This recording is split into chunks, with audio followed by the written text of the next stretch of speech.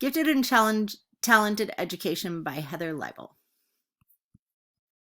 That's me. Giftedness is often defined as intellectual ability or IQ score of 130 or over.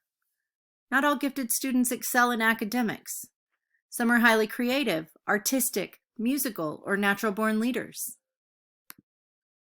There's a silent crisis going on.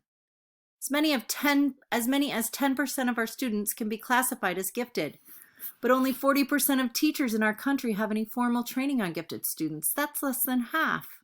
These students are slipping through the cracks. If an IQ score of 70 is considered for an IEP, then why is an IQ score of 130 not considered? The span from normal is the same. Most teachers agree that too often the brightest students are bored and under-challenged in school. The common factors of these gifted underachievers are lack of motivation, environments that don't nurture their gifts, environments that discourage high achievement, disabilities or learning deficiencies that hide students' giftedness. What happens if these students are not recognized and are not treated appropriately? Well, they're going to become bored. They're going to distrust the system because it's failing them. That's going to make them stressed, aggressive, combative. They may learn to perpetually underachieve. Lastly, and the most awful thing that could happen, is they could drop out of school. Of course, no one wants this to happen, but it is happening every day. Offering strategies can be fairly simple. Let them do the difficult portions first, or let them test out. There's no reason why anyone should do 3 pages of practice on something that they've already got mastered. Extension activities can be easy.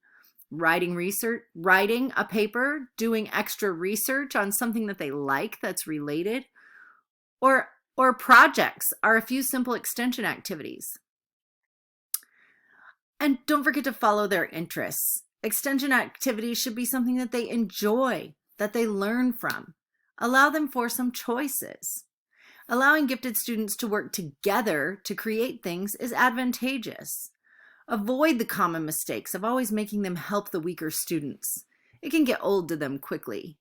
Practice tiered teaching. Project-based learning is a way to include everyone. It's fun. Project-based learning allows students to recognize strengths in themselves that they didn't even know they had. Projects are completed in groups, so everyone brings something to the table. Project-based learning is naturally tiered. Projects are a way for students to use their intelligence to create something. It's rewarding, challenging, and it fosters communication. Up to 3.6 million students in America should be labeled as gifted, but are not. We have the power to stop this crisis.